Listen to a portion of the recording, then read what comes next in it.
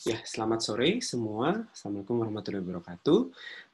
Hari ini kita akan melanjutkan bagian dari perancangan kolom distilasi, yaitu penentuan jumlah tahap apabila kita melihat dari bagian bawah kolom distilasi. Kemarin kita sudah sampai di sini ya. Jadi kemarin kita sudah mendapatkan persamaan garis operasi di bagian bawah. Ini dapatnya dari mana? Dapatnya dari neraca massa kolom bagian bawah. Nah, lalu dengan menggabungkan dengan neraca massa di bagian reboiler, ini adalah persamaan neracanya, maka ketika Anda memasukkan, ini diganti ya, jadi semua yang di bagian bawah, X-nya adalah XB. Nah, setelah Anda memasukkan nilai X itu sama dengan XB, maka Anda juga akan dapatkan Y-nya sama dengan XB. Sehingga garis operasi bagian bawah itu akan melewati XB, XB. Satu titik dapat. Kemudian Anda tahu dari persamaan operasi, slope atau kemiringan dari garis operasi bagian bawah itu adalah sebesar L dibagi V-nya. Tentunya L aksen dibagi V aksen ya, untuk menunjukkan itu adalah laju alir molar bagian bawah. Nah, sekarang Anda sudah punya titik XB, XB, itu nilainya adalah di sini. Ini adalah XB, XB. Kemudian Anda punya garis, Anda punya nilai slope L aksen per V aksen. Nah, ini Anda gambarkan pada kurva kesetimbangan yang warna oranye. Kemudian di kurva tadi Anda juga sudah punya persamaan garis operasi bagian atas yang warna hijau, maka akan ada titik perpotongan. Titik perpotongan ini adalah titik di mana tempat si umpan itu masuk. Anda ingat lagi ya, bahwa bagian atas dan bagian bawah ini berpotongan di tahap umpan masuk. Oke, nah kalau sudah punya kurva keseimbangan sudah ada, garis operasi atas yang warna hijau sudah ada, yang garis operasi bawah warna biru sudah ada, berarti Anda bisa menghitung jumlah tahap dari atas ke bawah. Yang atas kemarin sudah dijelaskan caranya ya. Nah sekarang,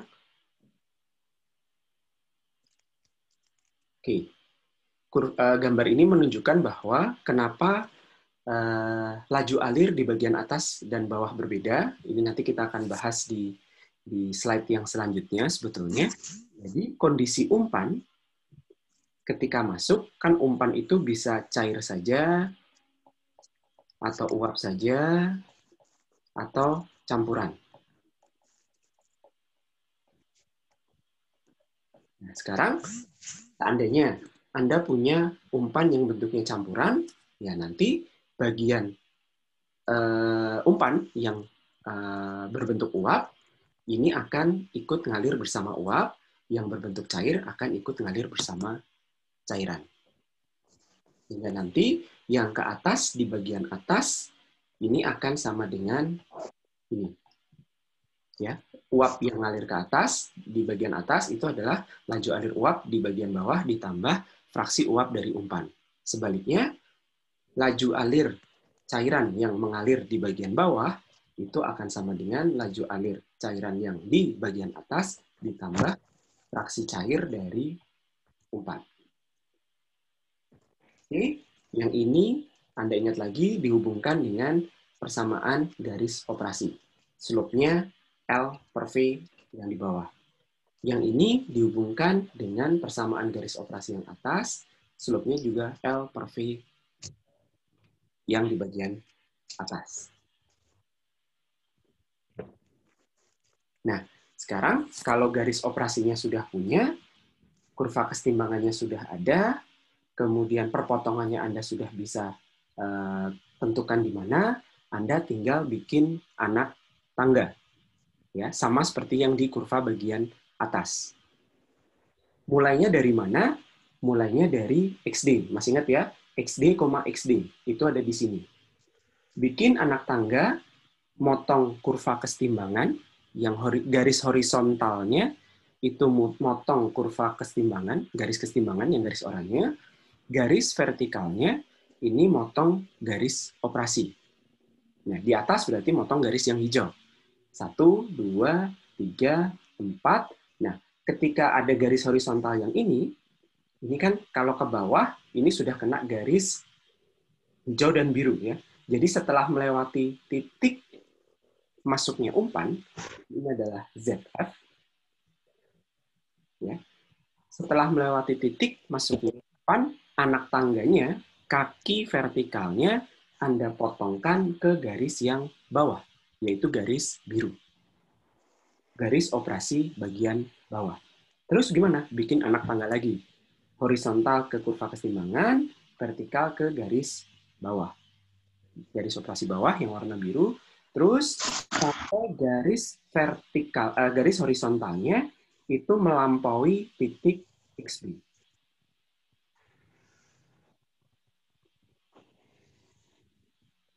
Oke ya, jadi Anda membuat anak tangganya seperti itu. Yang atas sebelum melewati titik potong, ikuti garis operasi atas. Setelah melewati titik potong, ikuti garis operasi bawah.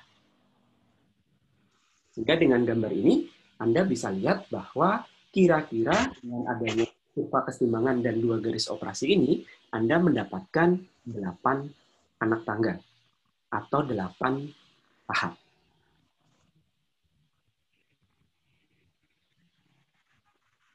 Oke, sekarang Anda ingat lagi, garis operasi atas itu kemiringannya adalah L per V.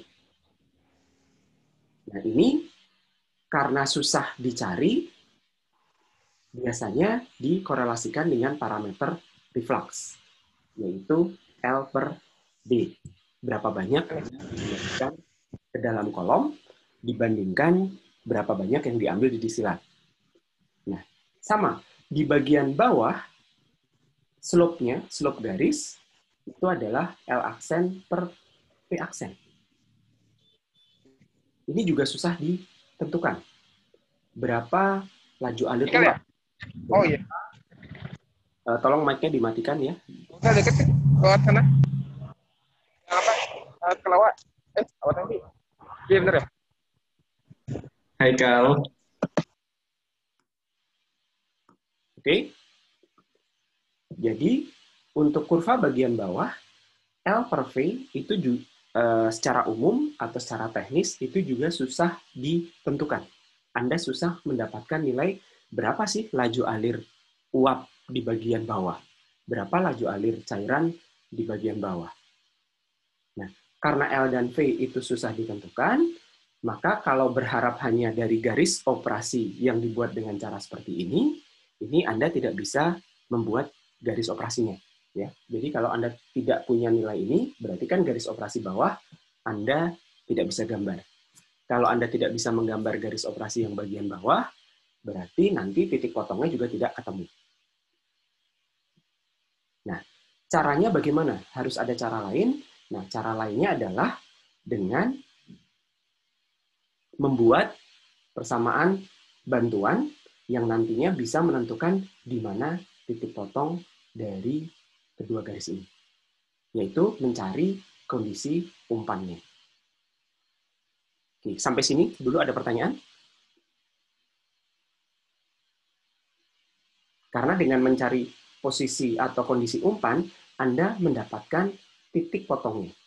Jadi kalau yang dari garis operasi bagian bawah, Anda dapat titik yang paling bawah ya, lalu tahu L per V-nya, L aksen per V aksen, Anda bisa gambar garis, Anda bisa membuat atau Anda bisa menentukan titik potongnya.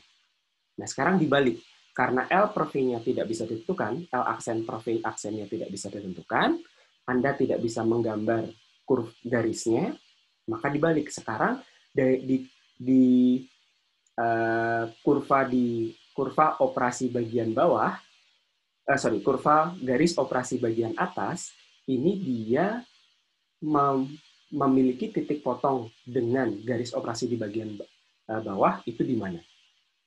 Caranya menentukan adalah dengan mengetahui kondisi umpan. Nanti kita akan bahas setelah ini. Sampai sini ada yang mau ditanyakan dulu?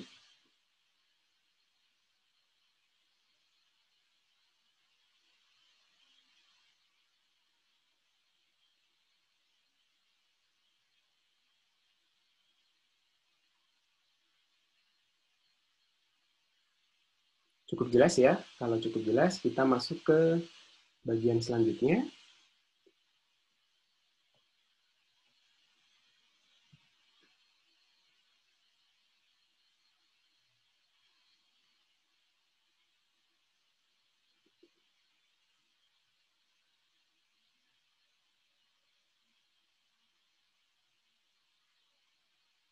Oke, sekarang kita melihat bagaimana pengaruh kondisi umpan terhadap penentuan tahap. Nah, sekarang Anda lihat. Bentar, biar animasinya jalan dulu. Saya tidak bisa mengendalikan animasi kalau dari tablet. Oke ya. Nah, sekarang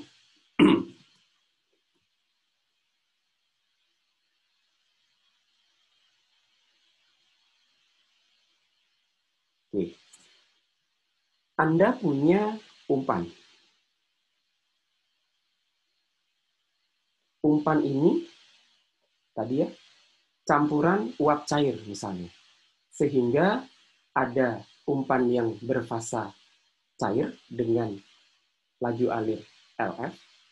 Kemudian ada fraksi umpan yang berfasa uap dengan laju alir VF. Lalu didefinisikan Q itu adalah fraksi cair dari umpan. Sehingga kalau Q adalah fraksi cair, berarti LF adalah Q kali F. Betul ya? Sementara VF adalah 1 minus Q karena fraksi kali F.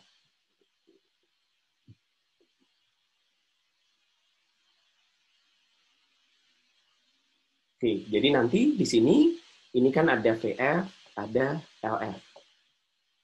Jadi LF-nya itu ke sini, ini ada LF, VF-nya ke atas. Ini ada VF. Sehingga tadi Anda dapat persamaan ya, bahwa V sama dengan V aksen plus VF, dan L aksen sama dengan L plus LF. Ini adalah neraca massa total dari tahap pemasukan umpan. Yang masuk apa saja? Yang masuk berarti kalau Anda membuat neraca massa total dari tahap ini,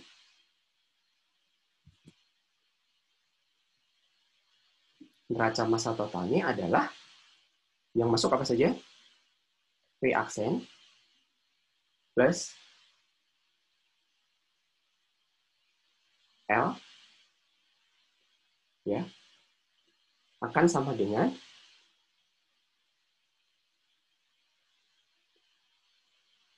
V plus L aksen.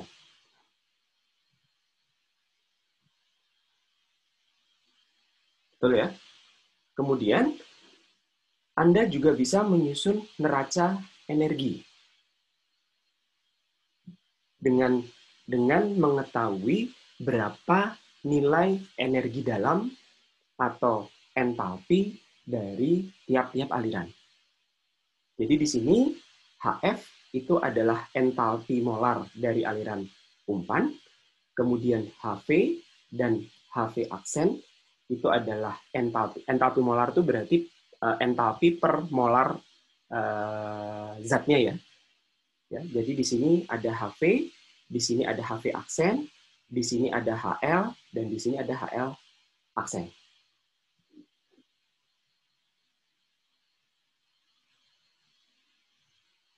Nah, sehingga Anda bisa buat neraca neraca energinya. bahwa entalpi yang masuk, energi yang masuk, itu akan sama dengan energi yang keluar.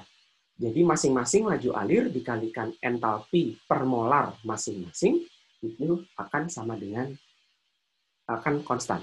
Yang masuk akan sama dengan yang keluar.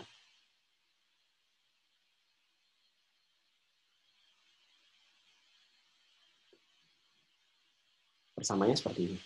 Nah, sekarang kita bisa mengasumsikan bahwa ketika umpan masuk berada dalam kondisi yang ideal, dalam artian ideal itu adalah kondisi umpan itu nanti tidak akan mempengaruhi temperatur dari V dan V aksen.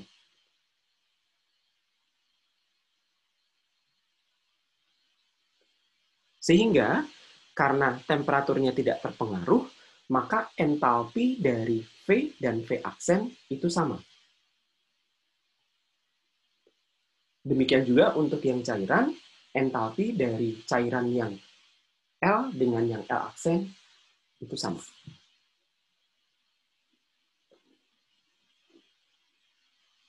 Dari sini ada yang mau ditanyakan dulu? Pak, maaf Pak, mau nanya, boleh diulangi lagi nggak Pak yang tadi key-nya tuh itu kan ada HV-HF per HV-HL. Ini jangan dipikir dulu. Pikirkan Oh yang itu, dulu. ya oke. Terus yang tadi kenapa idealnya kayak gitu-gitu? Gara-gara apa ya Pak tadi? Sorry kelewat. Ya, Thank you Pak. kalau kondisi ideal berarti kan sebetulnya di sini tuh kalau tidak ada umpan masuk, itu kan berarti V aksen akan sama dengan V ya. Kemudian L aksen akan sama dengan L. Gitu saja kan. Nah, tapi Anda punya aliran tambahan sebagai aliran umpan. Nah, aliran umpan ini hanya menambah, jadi secara ideal ya, tidak mengganggu temperaturnya. Jadi aliran umpan ini hanya menambah jumlah aliran masing-masing. Jadi kalau umpannya campuran uap dan cair, ya cairannya hanya menambah yang L, uapnya hanya menambah aliran yang V. Tidak mengganggu temperatur dari aliran. Sehingga nilai energi yang dikandung per molar aliran, HV itu satuannya per molar ya, energi per molar. Ini sama. Kalau nggak ideal bagaimana? Pasti berubah. Karena temperaturnya kan pasti berubah, terganggu. Bisa dipahami? Oh iya bisa Pak, makasih. Yang ini nanti dulu ada penurunan persamaannya. Ya, jadi Q ini adalah fraksi cairnya. Ya, jadi kalau Q adalah fraksi cair dari umpan, berarti ya LF itu adalah jumlah cairan dari umpan, ya berarti tinggal Q kali F-nya kan. Kalau VF-nya ya berarti 1 minus Q. Nah, sekarang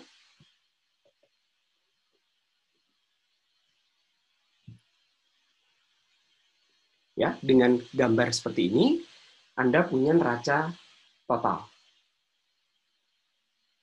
Neraca total dari satu tahap umpan. Tadi ZF itu adalah komposisi umpan ya. ZF itu adalah komposisinya. Q itu adalah fraksi cairnya. Jadi komposisi berarti dilihat dari zat-nya, A gitu. Tapi kalau Q itu berarti dari fasanya. Nah, kemudian tadi sudah ditulis VF itu sama dengan 1 min Q, kemudian LF-nya Q kali F. Dari neraca massa total, Anda dapat kalau melibatkan aliran umpan, yang masuk adalah F, V aksen, dan L. Yang keluar adalah V dan L aksen. Kemudian HV, HL tadi sudah ya, entalpi, itu adalah masing-masing aliran punya entalpi per molarnya. Anda masukkan ke neraca energinya. Nah, kemudian pada kondisi ideal, entalpinya sama. Entalpi cairan itu sama, entalpi uapnya sama, sehingga Anda masukkan ke persamaan, tinggal Anda substitusi. Nah, dari substitusi ini, Anda dapatkan persamaan ini.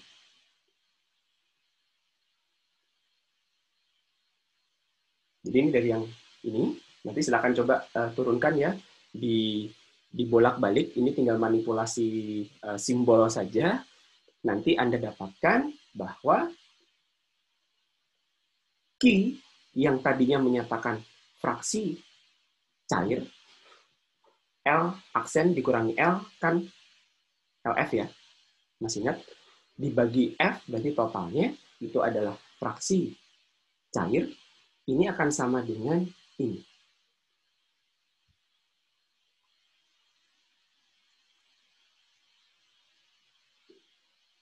HV itu apa? HV itu adalah entalpi dari uap jenuh.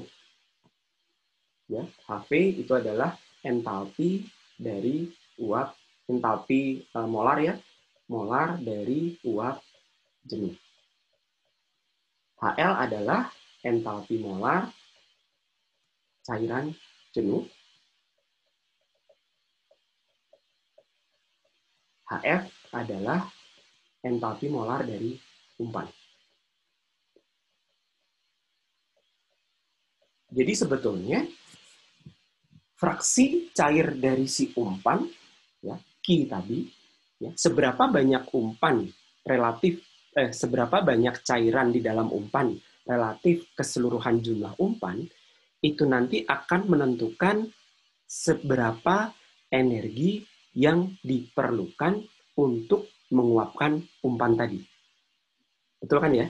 Kan bisa dilihat dari sisi itu. Nah, sehingga Q itu juga bisa didefinisikan sebagai HV minus HF dari persamaan tadi minus HV minus HL. HV minus HL yang di bawah itu adalah panas molar penguapan. Jadi energi yang diperlukan untuk menguapkan 1 molar cairan jenuh menjadi uap jenuh. Ya, masih ingat? Kita pindah ke slide saja. Masih ingat gambar ini ya? Cair jenuh itu di mana? Di sini. Ini adalah cair jenuh. Uap jenuh itu di mana? Di sini. Ini adalah uap jenuh.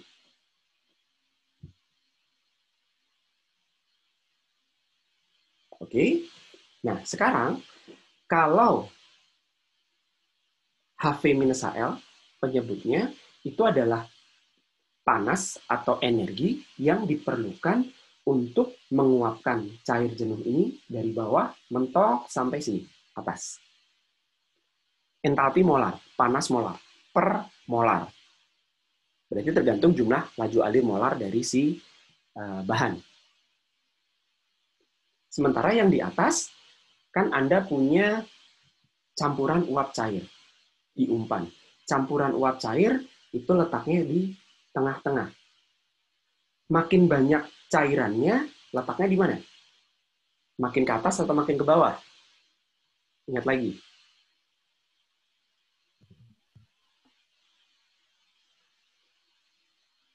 Kalau umpan itu makin banyak cairannya, berarti dia ada di posisi yang lebih bawah. Kebaliknya, kalau makin banyak uapnya, dia posisinya lebih atas, temperaturnya lebih tinggi. Gitu aja ya. Nah, atas ini adalah entalpi untuk mengubah umpan menjadi kondisi uap jenuh. Jadi kira-kira artinya begitu.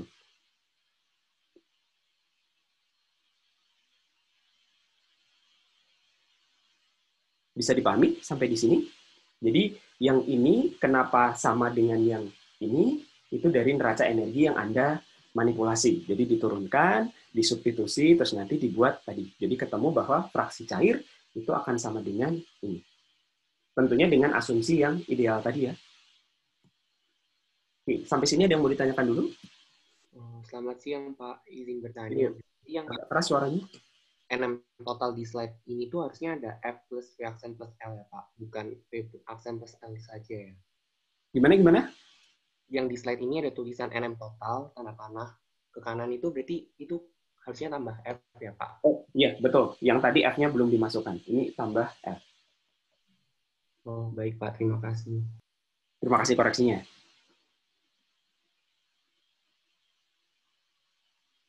Karena ini nanti terus dijadikan neraca energi ya, dikalikan entalpinya. Oke ya, sampai sini sudah cukup jelas. Nah, sekarang kalau sudah tahu Q, definisinya apa? Nah, kira-kira tadi kan Anda punya umpan. Umpan itu punya fraksi cair Q, di mana Q itu juga didefinisikan sebagai rasio dari entalpi uap jenuh ke entalpi umpan dibagi entalpi uap jenuh minus entalpi cair jenuh, gitu ya.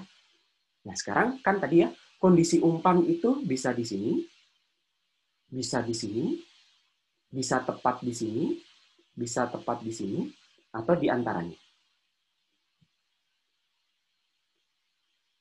Kalau kondisi umpannya itu cair jenuh, maka HF sama dengan HL. Betul nggak? Ya, jadi kalau umpannya itu cair jenuh, HF sama dengan HL. Kalau HF sama dengan HL, Anda masukkan ke persamaan, maka Anda dapatkan Q-nya sama dengan 1. Sebaliknya, kalau umpannya itu di sini, yang tadi di sini ya, kalau umpannya itu di sini, bentuknya adalah uap jenuh, maka HF sama dengan HV. Karena HF sama dengan HV, Q-nya 0. Kalau campuran, Q-nya antara 0 dan 1. Dan itu adalah sama dengan fraksi cair di dalam umpan. Oke, kalau bentuknya adalah cairan lewat dingin itu di mana? Di sini. Subcooled. Subcooled. Berarti HF, kalau subcooled, HF-nya itu akan jauh lebih kecil daripada HL. Maka dapatkan Q-nya sama dengan lebih dari 1. Sementara dibalik, kalau kondisinya adalah super saturated atau superheated, di sini, maka HF-nya akan jauh lebih besar daripada HV. Sehingga Q-nya akan kurang dari 0. Ya, jadi ada 5 kondisi. Cair jenuh, tepat di garis, tepat di titik ini. Uap jenuh, HV, campuran di tengah-tengahnya. Uap superheated di atasnya, atau cairan super dingin, subcooled, di bawahnya. Nah, kondisi dari umpan ini akan bisa menentukan Q. Terus Q-nya dipakai apa? Bikin garis.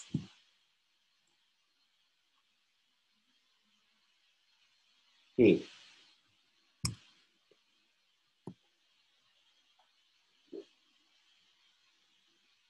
Sekarang, Anda punya persamaan garis operasi atas. Anda punya persamaan garis operasi bawah. Oke. Nah, sekarang dimanipulasi Anda bisa bikin persamaan begini. Masing-masing. Tinggal dikalikan V yang atas, yang bawahnya dikalikan V aksen. Sehingga ketika dikurangkan, Anda dapat persamaan ini. Lalu, dengan definisi L aksen minus L sama dengan QF, V aksen minus V sama dengan Q min 1 F, dibalik ya, maka Anda dapat persamaan ini. Anda bagi dengan F, dapat persamaan ini.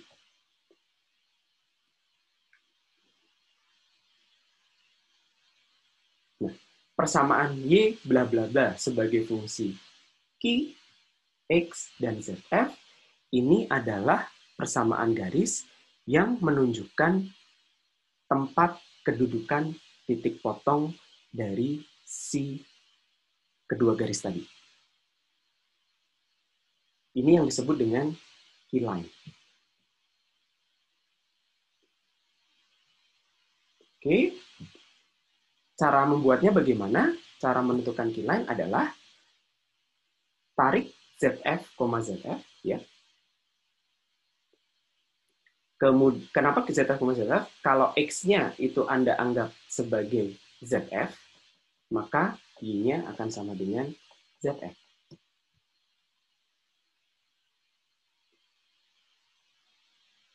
Nah, biar jalan dulu. Oke.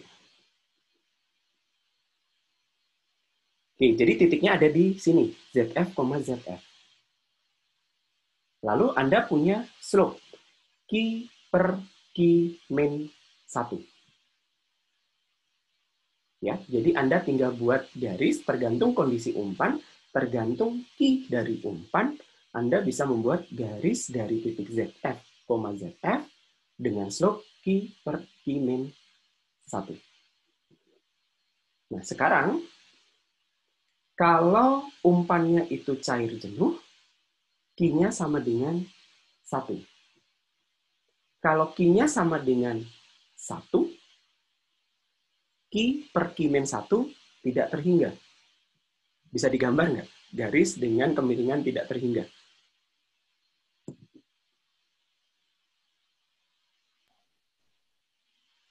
Bisa, Pak. Yaitu? Garis horizontal. Garis horizontal? Vertikal, Pak. Sorry, vertikal. Ya. Ketika kemiringan garisnya itu tidak terhingga, maka garisnya menjadi vertikal. Vertikal itu gimana? Ya dari titik ini ke atas. Ini saat Q sama dengan 1. Oke. Kalau umpannya uap jenuh, Q-nya 0. Berarti kemiringannya 0. Akan menjadi garis horizontal. Ya kan? Berarti ke sini. Ini Q-nya sama dengan 0. Nah, kalau campuran, ya berarti Q-nya ada. Q-nya ada antara 0 dan 1. Anda bisa ngitung Q per Q min 1, lalu Anda bisa narik garis dengan kemiringan Q per Q min 1. Begini. Oke. Contohnya, Anda punya nilai Q antara 0 dan 1. Ya. Anda tarik garis yang biru ini, memotong garis merah. Nah, kalau sudah memotong garis merah, Anda titik perpotongan tadi itu adalah titik perpotongan dengan garis operasi bawah. Sehingga Anda bisa tarik titik tadi ke titik di sini apa? Kalau ini XD, ini adalah X B. Jangan lupa, ya. Sehingga Anda tinggal buat saja antara XB, XB. Ini tuh XB, XB. Anda tarik garis ke sini. Ya, jadi keyline tadi gunanya adalah untuk membantu menarik garis operasi bawah. Anda tidak butuh lagi L aksen per V aksen. Anda cukup tahu, oh XB, XB, kemudian titik potong antara garis umpan dengan garis operasi atas ada di mana. Keyline dengan garis operasi atas ada di mana, Anda dapat garis. Terus, ya sudah, lakukan seperti tadi. Bikin anak tangga. Sampai sebelum perpotongan, ikuti garis atas. Setelah perpotongan, ikuti garis bawah. Sampai melewati XB. Garis operasi bisa dibuat, tahap bisa dibuat, dan bisa dihitung.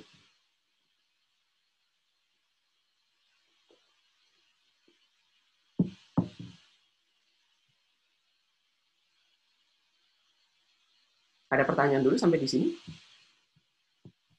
Pak, saya mau nanya, Pak. Yuk, silakan. Nggak tahu sih, Pak. Tapi saya bingung. Berarti di sini tuh yang awalnya saya tahu itu ada XD, XB, terus begitu. Nah, jadi pertama itu kan XD dulu, Mbak. Terus dari XD kita dapat titik XD, XB. Terus habis itu dapat garis atas. Terus habis itu nanti setelah buat yang ZF ini, habis itu buat garis Q-nya, terus habis itu nanti dengan mengetahui XB, kita bisa dapat XB, terus habis itu bisa dapat garis yang bawahnya, gitu kan? Kira-kira begitu. Karena sebetulnya lagi ya, XD dan XB itu kan Anda spesifikasi di awal. Bahwa F, ZF itu kan dispesifikasi. Anda sudah tahu spesifikasinya. Kemudian D, XD itu target dari operasi distilasi. Nah, kalau FZF tahu, DXD tahu, maka BXB-nya tahu kan? Iya. Nah, Pak, setelah saya lihat-lihat lagi, saya jadi bingung, Pak. Untuk garis atasnya itu tuh bisa tahunya gimana ya, Pak? Soalnya kan udah dapat XD. Tapi waktu kita mau bilang dia waktu X sama dengan 0, terus habis itu mau cari Y di saat X sama dengan 0, itu kan berarti nanti masukinnya XD per R plus 1. Sedangkan R-nya itu nanti kan kita baru bisa dapat setelah kita ada gradiennya gitu kan. Betul. Jadi memang yang ditentukan adalah R-nya dulu. Untuk mengetahui gradien. R-nya mau berapa? Oh, itu kita yang nentuin, Pak. Kita yang nentuin. Karena kan kembali lagi ya, kalau Anda bayangkan secara operasional distilasi, susah kan ngitung yang namanya laju alir uap. Susah. Laju alir cairan masih mungkin, tapi laju alir uap itu akan sangat susah dicari. Nah, di atas Anda kan mengembalikan sebagian uap, ya mau parsial atau mau total kondenser, nggak masalah ya, tapi kan Anda bisa mengatur berapa banyak yang Anda ambil dan berapa banyak yang dikembalikan ke dalam kolom. Nah, itu dinyatakan sebagai reflux rasio. Nah, reflux rasio ini adalah secara operasi distilasi, ini adalah parameter yang dikontrol oleh operator. Mau berapa banyak, ini kita yang mengendalikan secara operasi. Jadi, secara gambar begini, karena reflux rasio kita yang menentukan, berarti garis operasi atas bisa kita buat lebih dulu. Asalkan tahu XD, tahu titik XD, dan tahu R. Anda bisa buat garis operasi yang atas. Oke, Pak. Makasih, Pak.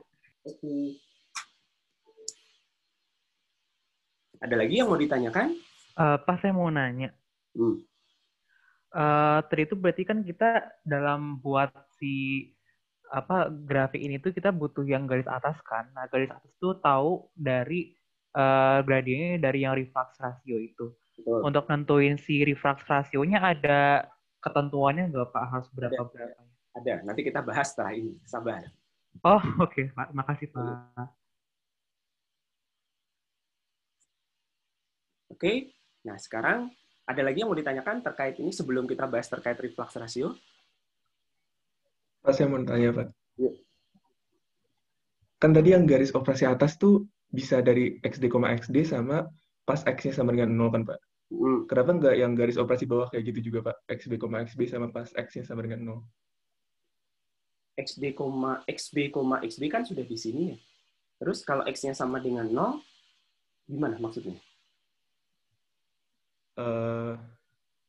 Coba kita lihat lagi ya. Yang ini. Kalau buat yang itu, Pak, yang itu kan nanti dapatnya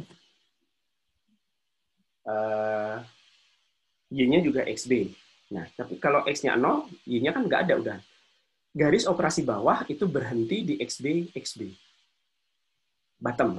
Sementara garis operasi atas mulainya dari X distilat, X distilat.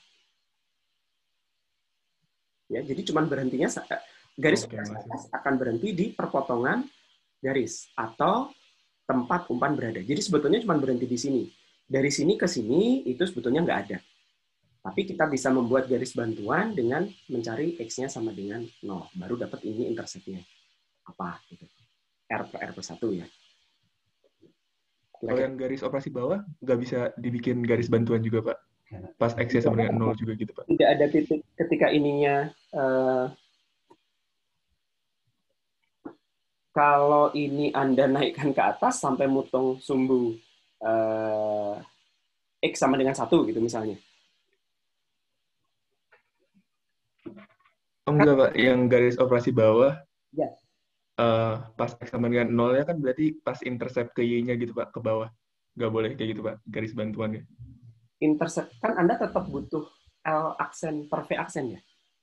Tetap kan? Bener nggak? Anda tetap butuh nilai V aksen, L aksen, dan V aksen. Atau paling nggak butuh nilai V aksen lah. Ketika X-nya sama dengan 0, ini kan udah 0 ya. Berarti Y-nya akan sama dengan minus XB kali B per V aksen. Betul nggak? Iya. Nah, kalau Anda punya nilai V aksennya, boleh. Tapi kalau Anda nggak bisa menentukan itu, kan problemnya kalau L aksen dan V aksennya Anda tidak tahu. Yang di atas itu bisa digantikan dengan R. Kan udah nggak ada L dan V ya di persamaan garis operasi atas, kalau sudah berganti dengan R. R ini apa? Reflux rasio. Ini bisa kita tentukan. Gitu ya. Alur berpikir ya. Sementara kalau yang bawah tidak ada parameter yang kita atur gitu ya. Tidak ada reflux rasio di boiler. Di boiler itu tidak ada reflux rasio. Sehingga ya mau tidak mau kita cari jalan lain adalah menentukan dari XZF. ZF ini garis apa ya istilahnya? Line ini ya garis kondisi umpan gitu ya. Garis kondisi umpan itu bentuknya gimana? Apakah dia vertikal atau horizontal atau miring? Miringnya dengan kemiringan sesuai dengan fraksi cair dari si umpan. Baru dapat titik potong. Titik potong ditarik ke XB, XB. Gitu kira-kira. Oke, makasih, Pak. Oke. Kamu tanya. Yuk. Ya, silakan. Berarti Q-nya itu udah diketahui ya? Gimana? Q-nya itu kita udah tahu ya Q-nya itu berapa? Betul. Q itu diketahui dari mana? Dari kondisi umpan. Kondisi umpan apa? Ya fraksi cair si umpan. Kalau umpannya cair jenuh, Q-nya atau garis Q-nya lurus ke atas. Kalau umpannya uap jenuh, lurus ke samping. Kalau campuran ya miring dengan gradien tertentu. Oh, baik, Pak. Makasih. Oke, ada lagi?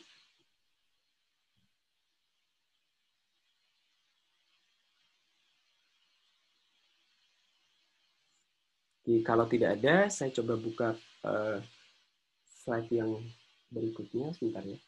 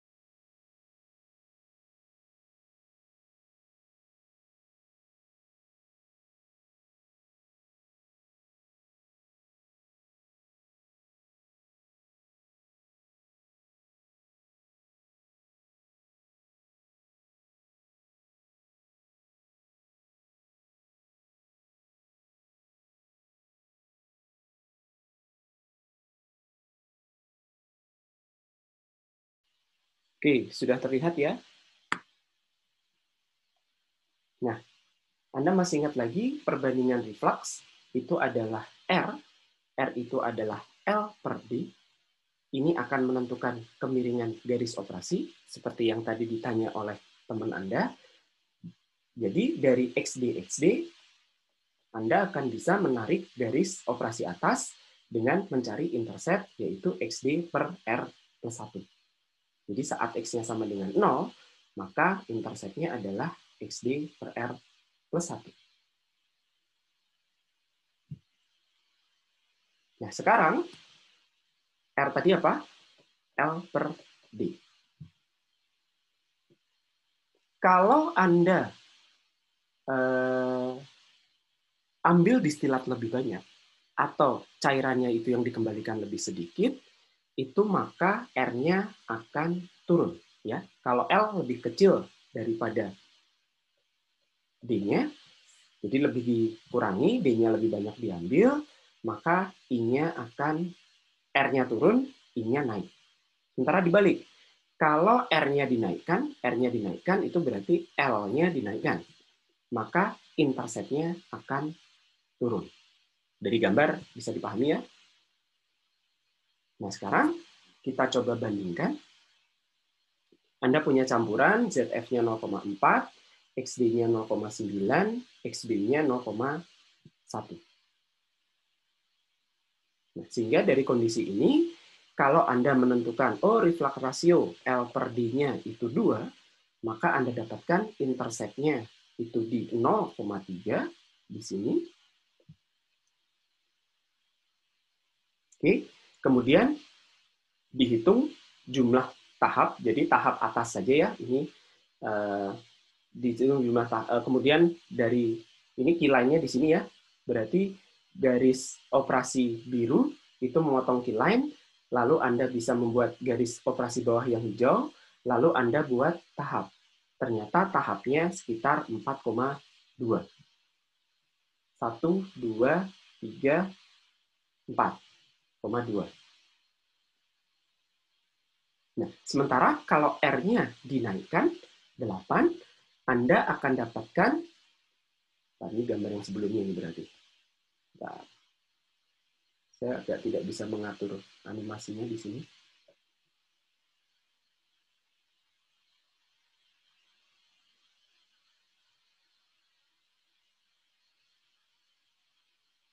Ya, kilanya tahu, XD-XD-nya tahu. Nah, ini yang atas ya. Jadi dapat seperti itu. Nah, maka jumlah kesetimbangannya adalah 4,2. Tapi ketika R-nya diperbesar, I-nya turun, jumlah kesetimbangannya menjadi 3,2. Ini yang sudah, ini kondisi yang ini ya. Tadi yang kondisi yang ini gambarnya udah lari duluan.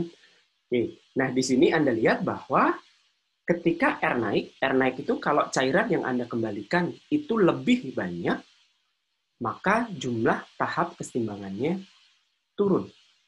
Artinya apa? Tahap yang Anda butuhkan untuk mencapai kondisi distilat XD yang Anda inginkan lebih sedikit. Menguntungkan atau tidak? Kalau tahap kesetimbangannya turun, jumlah tahapnya lebih sedikit, menguntungkan atau tidak? Menguntungkan, Pak. Kenapa menguntungkan?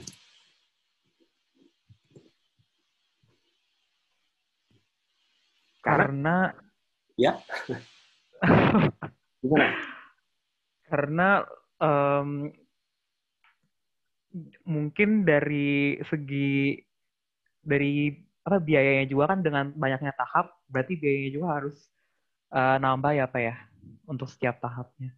Ya, betul. Jadi sebetulnya jumlah tahap itu secara tidak langsung menunjukkan seberapa tinggi kolom destilasinya. Sehingga ketika jumlah tahapnya itu turun, kolomnya makin pendek. Kalau kolomnya makin pendek, berarti biaya investasi untuk bikin kolom turun. Dari sisi itu menguntungkan. Tapi, ingat, dengan menaikkan reflux rasio, Anda akan berkurang jumlah distilatnya. Beban di atas untuk mendinginkan untuk kondensor itu juga akan lebih banyak. Ya, jadi harus ada optimasi. Nah, ini sekarang kita lihat dulu ya. Jadi sekarang jumlah tahap, ya, banyaknya anak tangga yang bisa dibuat itu akan dipengaruhi kalau dari gambar yang tadi ya. Ini, jumlah tahap yang akan bisa Anda buat itu akan dipengaruhi oleh jarak garis operasi, mau yang biru dan yang hijau ya, dua-duanya terhadap si kurva kesetimbangan. Anda bayangkan saja, semakin dempet antara jarak kurva kesetimbangan dengan garis operasi, maka anak tangga yang Anda harus buat makin banyak. Betul nggak? Karena tangganya jadi kecil-kecil. Banyak. Tapi kalau makin jauh jaraknya, maka tangganya jadi besar-besar. Jumlahnya jadi sedikit. Bisa dipahami ya? Nah, jumlah tahap paling sedikit itu adalah terjadi ketika garis operasi atas dan bawah itu mepet dengan garis diagonal X sama dengan Y. Itu adalah pada kondisi tersebut, Anda akan mendapatkan jumlah tahap yang paling sedikit. Ini adalah yang namanya jumlah tahap minimum. Kalau paling sedikit, jumlah tahapnya minimum, itu kan berarti garis operasi atas pun lewat garis X sama dengan Y ya, atau interceptnya XD per R plus 1 itu sama dengan 0. Nah, intercept akan sama dengan 0 kalau R-nya tidak terhingga. Jadi, tahap minimum itu akan dicapai pada kondisi reflux maksimum, atau reflux tidak terhingga, atau yang disebut dengan total reflux. Oke, kondisi ekstrim kiri. Anda dapat tahapnya paling minimum, tapi refluxnya tidak terhingga. Atau total reflux. Semua dikembalikan, nggak ada yang diambil. Apa gunanya gitu ya distilasi? Oke. Nah, sekarang kalau Anda naikkan RI-nya, interceptnya dinaikkan, artinya refluxnya diturunin ya. Kalau Anda menaikkan interceptnya, refluxnya itu diturunkan, terus ke atas, sampai garis operasi atas dan keyline berpotongan dengan kurva kesetimbangan. Oke, sehingga Anda bisa menarik garis biru, motong di tengah-tengah sini, garis hijau dari tengah-tengah sini ke bawah. Nah, pada kondisi ini, Anda mendapatkan tahapnya tidak terhingga. Karena begitu garis anak tangga ya, di bagian atas, sampai titik perpotongan, Anda nggak bisa lanjut ke garis operasi bawah kan ya. Jadi sebetulnya itu adalah menggambarkan posisi ini menggambarkan tahap yang tidak terhingga. Tahap tidak terhingga ini Anda akan dapatkan pada kondisi reflux minimum. Jadi kebalikan. Kalau refluxnya minimum, berarti tahapnya tidak terhingga. Kapan reflux minimum itu didapat? Reflux minimum didapat kalau Anda menggambar garis, nemu intercept, kemudian ternyata garis operasi atas, keyline, dan kurva kesetimbangan berpotongan di satu titik. Paham ya? Jadi pada kondisi ini, Anda dapatkan nilai reflux minimum. Reflux minimum tahapnya banyak banget. Reflux maksimum tahapnya sedikit gitu ya. Jadi reflux yang Anda tentukan ini nilainya harus di antara minimum dan maksimum.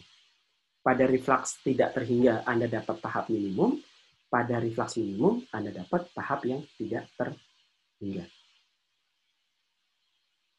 Nah, implikasinya tadi sudah sempat disinggung ya.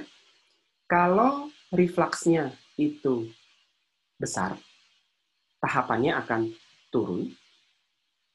Kalau tahapan turun, kolom distilasinya akan semakin pendek, sehingga biaya investasinya akan turun. Ya. Sementara dengan menaikkan reflux, beban operasional untuk kondenser dan reboiler akan naik. Sehingga Anda harus membuat agar reflux itu mengoptimalkan antara biaya investasi ya, berarti mengoptimalkan jumlah tahapnya dibuat seminimal mungkin, kemudian biaya operasional juga optimal, sehingga ada nilai R optimum. Nah, berapa nilai optimum? R optimum tadi ada yang nanya, sekitar 1,2 sampai 1,5. Dari mana? Dari pengalaman. Kira-kira begitu.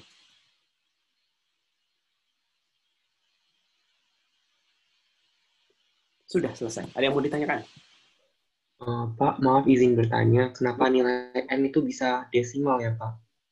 Oh, itu nanti dari rasio, tadi lupa dijelaskan.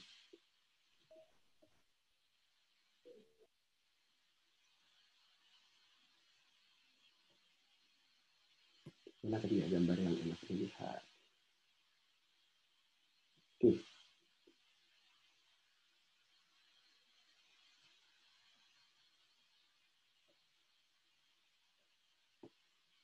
Oh.